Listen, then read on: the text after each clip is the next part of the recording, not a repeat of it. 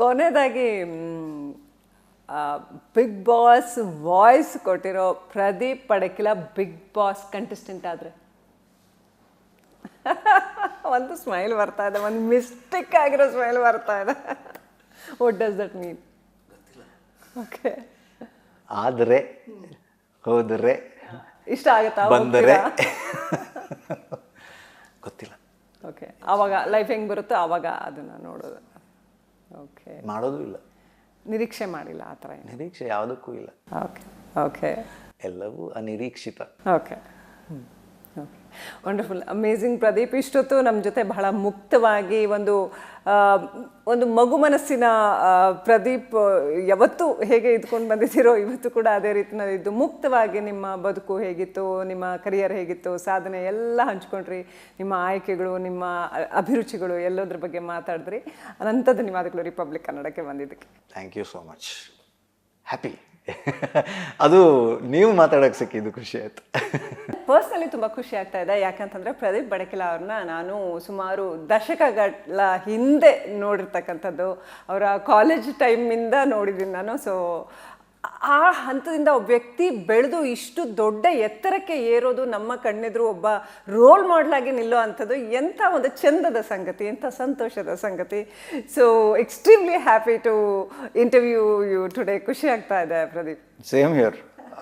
ಇಮ್ಯಾಜಿನೇ ಮಾಡ್ಕೊಂಡಿರಲಿಲ್ಲ. ಒಂದು 10-20 ವರ್ಷದ ಹಿಂದಿನ ಕಥೆ, ಅಲ್ಲಿಂದ ಇಲ್ಲಿಗೆ ಅದನ್ನೇ ನಾನು ಯೋಚನೆ ಮಾಡ್ತಾ ಇದ್ದೆ.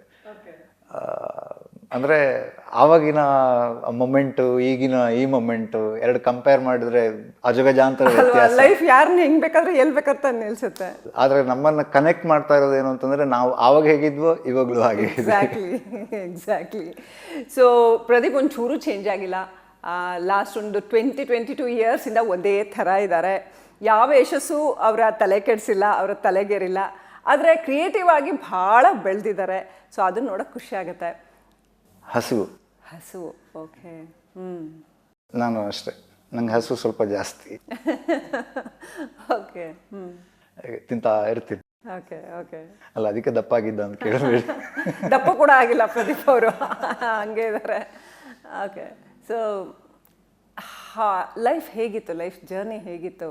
ಕಳೆದ 20 ವರ್ಷಗಳ ಲೈಫ್ ಜರ್ನಿ ಒಂದ್ಸರಿ ಸುಮ್ಮನೆ ಹಿಂಗೆ ಅಂತ ತಿರುಗಿ ನೋಡಿದ್ರೆ? ಯೂಶ್ವಲಿ ನೋಡಲ್ಲ.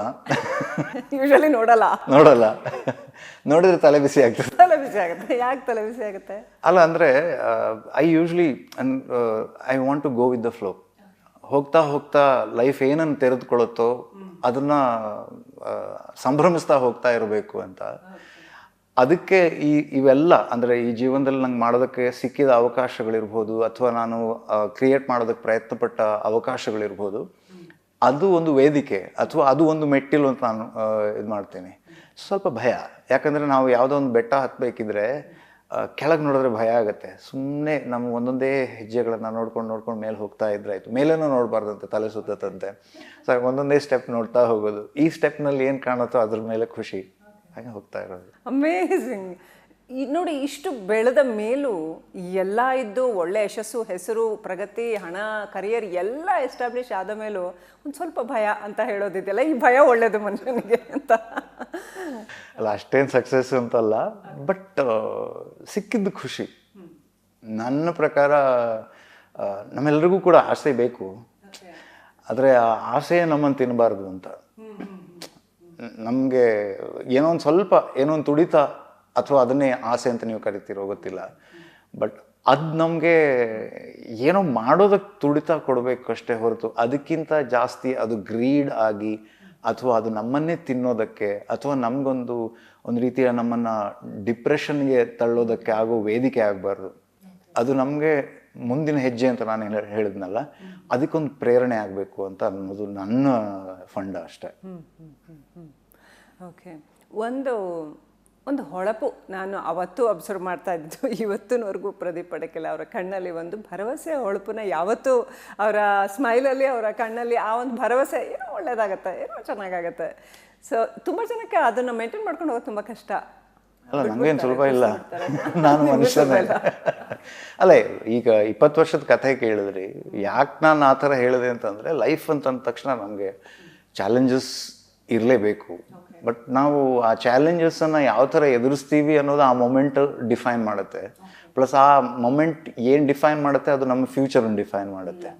ನಾವು ಅದಕ್ಕೆ ಹೇಗೆ ರಿಯಾಕ್ಟ್ ಮಾಡ್ತೀವಿ ಅಂತ ಹೇಳ್ಕೊಂಡು, ಏನು ನಾನು ತಪ್ಪು ಮಾಡಿಲ್ವಾ, ಏನು ನಾನು ಎಡವಿಲ್ವಾ, ಏನು ದಾರಿ ತಪ್ಪಿಲ್ವಾ, ಎಲ್ಲನೂ ಆಗಿದೆ. ಬಟ್ ಹೇಗೆ ಅದರಿಂದ ಎದ್ದು ಬರೋದಕ್ಕೆ ಪ್ರಯತ್ನ ಪಡ್ತೀನಿ ಅನ್ನೋದು ನನ್ನನ್ನು ಡಿಫೈನ್ ಮಾಡಬೇಕು. ಅಂದರೆ ಮನುಷ್ಯ ಅಂದ ತಕ್ಷಣ ನಮಗೆ ಆ ಥರದ ಚಾಲೆಂಜ್ಗಳಿರೋದು ಸಹಜ, ಆ ಥರ ಎಡವಿ ಬೀಳುವಂಥ ಅವಕಾಶಗಳಿರೋದು ಸಹಜ. ಬಟ್ ಹೇಗೆ ಅದರಿಂದ ನಾನು ಎಷ್ಟು ಸತ್ತಿ ಬಿದ್ದರೂ ಎದ್ದು ಹೊರ ಬರೋದಕ್ಕೆ ನಮಗೆ ಆ ಒಂದು ಇದಿರಬೇಕು, ಮನಸ್ಸಿನೊಳಗೆ ಒಂದು ಜ್ವಾಲೆ ಕುದೀತಾ ಇರಬೇಕು, ಒಂದು ಭರವಸೆಯ ಜ್ಯೋತಿ ಇರಲೇಬೇಕು. ಸೊ ಅದು ನಮ್ಮನ್ನು ಮುಂದೆ ತಗೊಂಡು ಹೋಗೋದಕ್ಕೆ ಒಂದು ಪ್ರೇರಣೆ ಆಗುತ್ತೆ. ಮತ್ತು ಹೆಸರಲ್ಲೇ ಪ್ರದೀಪ ಅಂತಿದೆಯಲ್ಲ, ಅದಕ್ಕೆ ಇರಬೇಕು. ಪ್ರಶ್ನೆಗೆ ತಕ್ಕ ಉತ್ತರ. ಎಷ್ಟು ಮಾರ್ಕ್ಸ್ ಸಿಗತ್ತೆ ಗೊತ್ತಿಲ್ಲ, ಎಕ್ಸಾಮಲ್ಲಿ ಅಷ್ಟೇನು ಮಾರ್ಕ್ಸ್ ತಗೊಳ್ತಾ ಇರಲಿಲ್ಲ. But as far as I know, ನೀವು ಭಾಳ ಬುದ್ಧಿವಂತ ವಿದ್ಯಾರ್ಥಿ, ಓದಿದ್ದೆಲ್ಲ ಜರ್ನಲಿಸಮು, ಝೇವಿಯರ್ಸ್ ಅಲ್ಲಿ ತುಂಬ ಒಳ್ಳೊಳ್ಳೆ ಕಾಲೇಜ್ಗಳಲ್ಲಿ ಓದಿ, ಏನೋ ನನ್ನ ಚಾನ್ಸು ಸಿಕ್ತು ಅನ್ಸುತ್ತೆ ಸೀಟ್. ಅವ್ರ ಮೈಂಡ್ ಸೆಟ್ ಆ ಮೂಮೆಂಟಲ್ಲಿ ಏನಿತ್ತೋ ಗೊತ್ತಿಲ್ಲ, ಕೊಡೋಣ ಇವನಿಗೊಂದು ಅವಕಾಶ ಅಂತ ಕೊಟ್ಟರೋ ಏನೋ. ಓಕೆ, ನೋಡಿ ಅಲ್ಲೂ ಫುಲ್ ಹಂಬಲ್ನೆಸ್. ಓಕೆ ಪ್ರದೀಪ್, ಹೆಂಗೆ ಶುರು ಮಾಡಿದ್ರಿ ನೀವು? ನಂಗೆ ಗೊತ್ತಿದ್ದ ಹಾಗೆ ಮೀಡಿಯಾಕ್ಕೆ ಬಂದ್ರಿ, ಮುಂಬೈಯಲ್ಲಿ ಓದಿ ಟಿ ವಿ ಚಾನೆಲ್ಗಳಲ್ಲಿ ವರ್ಕ್ ಮಾಡೋಕ್ಕೆ ಬಂದ್ರಿ. ಬಟ್ ಈ ಕಳೆದ 20 ವರ್ಷಗಳಲ್ಲಿ ಸಾಕಷ್ಟು ಜನ ಬಂದರು ನಿಮ್ಮ ಜೊತೆಗೆ. ಅವ್ರಿಗೆ ಯಾರಿಗೂ ಗೊತ್ತಾಗದೇ ಇರೋ, ಹೊಳಿದೇ ಇರೋ ಒಂದು ಸ್ಪೆಸಿಫಿಕೇಶನ್, ಒಂದು ಫೀಲ್ಡ್, ಅದನ್ನು ನೀವು ಆಯ್ಕೆ ಮಾಡಿಕೊಂಡು ಅದರಲ್ಲಿ ಅತ್ಯಂತ ಉನ್ನತ ಸ್ತರದ ಸಾಧನೆ ಮಾಡೋದಿದೆಯಲ್ಲ, ವೆರಿ ಸ್ಪೆಸಿಫಿಕ್. ಮತ್ತೆ ಅದು ನಾನು ಆಯ್ಕೆ ಮಾಡ್ಕೊಂಡಿಲ್ಲ. ಓಕೆ, ಅದೇ ನಿಮ್ಮನ್ನ ಅದು ನಾನು ಆಯ್ಕೆ ಮಾಡ್ಕೊಂಡು, ನಂಗೆ ನಿಜವಾಗ್ಲೂ ಅದು ಏನೋ ಅಂತ ಗೊತ್ತಿರಲಿಲ್ಲ. ವಾಯ್ಸ್ ಓವರ್ ಅನ್ನೋದು ಅಂಥ ಒಂದು ಫೀಲ್ಡ್ ಇದೆ ಅಂತ ಗೊತ್ತಿಲ್ಲ. ವಾಯ್ಸ್ ಓವರ್ ಮಾಡುವಂಥದ್ದು ಇತ್ತು. ನಾನೊಂದು ನ್ಯೂಸ್ ಚಾನಲ್ ಕೆಲಸ ಸ್ಟಾರ್ಟ್ ಮಾಡಿದಾಗ ಅಲ್ಲೂ ನಾನು ಅದನ್ನು ಮಾಡಬೇಕಾಗಿತ್ತು. ಬಟ್ ಅದರಲ್ಲೇ ಒಂದು ಕರಿಯರ್ ಸ್ಟಾರ್ಟ್ ಮಾಡ್ಬೋದು ಅಂತಲೂ ಗೊತ್ತಿರಲಿಲ್ಲ. ಫಸ್ಟ್ ಆಫ್ ಆಲ್ ಅದರಿಂದಾನೇ ನನ್ನನ್ನು ಜನ ರೆಕಗ್ನೈಸ್ ಮಾಡುವಂಥ ಅವಕಾಶ ಇದೆ ಅನ್ನೋದಂತ ಗ್ಯಾರಂಟಿ ಗೊತ್ತಿರಲಿಲ್ಲ. ಬಟ್ ಅವಕಾಶಗಳು ಬಂದಿದ್ದನ್ನು ನಾನು ಯೂಸ್ ಮಾಡೋದಕ್ಕೆ ಪ್ರಯತ್ನ ಪಡ್ತಾ ಹೋದೆ. ಒಂದು ಓಕೆ, ಇದರಲ್ಲೇನೋ ಪ್ರಯತ್ನ ಪಡಬಹುದು ಅಂತಂದಾಗ ಅದ್ರ ಮೇಲೆ ಸ್ವಲ್ಪ ಹಾರ್ಡ್ ವರ್ಕ್ ಮಾಡ್ತಾ ಹೋಗಿದೆ. ಸೊ ಅದು ಒಂದು ಪುಟ ಇನ್ನೊಂದಕ್ಕೆ ಮತ್ತೊಂದಕ್ಕೆ ಹಾಗೆ ಬುಕ್ ದಪ್ಪ ದಪ್ಪ ಆಗ್ತಾ ಹೋಗ್ತಾ ಇದೆ. ಒಬ್ಬ ನಾನು ನೋಡಿದ್ದೀನಿ, I met you at that point of time. ಒಂದು ಟಿ ವಿ ಚಾನಲಲ್ಲಿ ಕೆಲಸ ಮಾಡೋ ಒಬ್ಬ ಸಾಧಾರಣ ಪತ್ರಕರ್ತ, ನಮಗೆಲ್ಲ ಅವಾಗ ಅದು ಗ್ರೋಯಿಂಗ್ ಇಯರ್ಸ್. ಆ ಒಬ್ಬ ಸಾಧಾರಣ ಹುಡುಗ, ಪತ್ರಿಕೋದ್ಯಮದ ಮೊದಲ ಮೆಟ್ಟಿಲುಗಳನ್ನು ತುಳಿತಾ ಇದ್ದಂಥ ಹುಡುಗ, ಅಲ್ಲಿಂದ ಒಂದು ದೊಡ್ಡ ರಾಷ್ಟ್ರೀಯ ಅಥವಾ ಗೊತ್ತಿಲ್ಲ ಇಂಟರ್ನ್ಯಾಷನಲ್ ಬ್ರ್ಯಾಂಡ್ಸ್ಗೂ ನೀವು ಕೆಲಸ ಮಾಡಿದ್ದೀರಾ. ಸೊ ಒಬ್ಬ ಇಂಟರ್ನ್ಯಾಷನಲ್ ಬ್ರ್ಯಾಂಡ್ ಆಗಿ, ಸ್ವತಃ ಒಂದು ಬ್ರ್ಯಾಂಡ್ ಆಗಿ, ಅಂದರೆ ಪ್ರದೀಪ್ ಅವ್ರದ್ದು ವಾಯ್ಸು, ಪ್ರದೀಪ್ ಬಡಕಿಲ್ಲ ವಾಯ್ಸ್ ಅಂದರೆ that it self is a huge brand today. ಹಾಗೆ ಬೆಳೆಯೋದಿದೆಯಲ್ಲ, ಅದರ ಹಿಂದಿನ ಹಾರ್ಡ್ ವರ್ಕ್ ಏನು ಅಂತ? Nothing comes easy, that much I know. ಹಾಂ, ಖಂಡಿತ. ನಂಗೆ ಮೇಯ್ನ್ ಆಗಿ ಕಷ್ಟ ಇದ್ದಿದ್ದು ಅಂತಂದರೆ, ನಂಗೆ ಭಾಷೆ ಕನ್ನಡ ಸಹಜವಾಗೇ ಇತ್ತು. ಓಕೆ, ಬಟ್ ನಾನು ಮೇ ಬಿ ನಿಮ್ಮ ಥರ I am not a natural. ಒಂದು ಸ್ಟೇಜ್ಗೆ ಹೋಗಿ ಸಹಜವಾಗಿ ಮಾತಾಡಬಲ್ಲ, ಅಂದರೆ ಕ್ಷಣದಲ್ಲಿ ಏನೋ ಇದು ಮಾಡ್ಕೊಂಡು ಮಾತಾಡುವಂಥವನ್ನಲ್ಲ ನಾನು.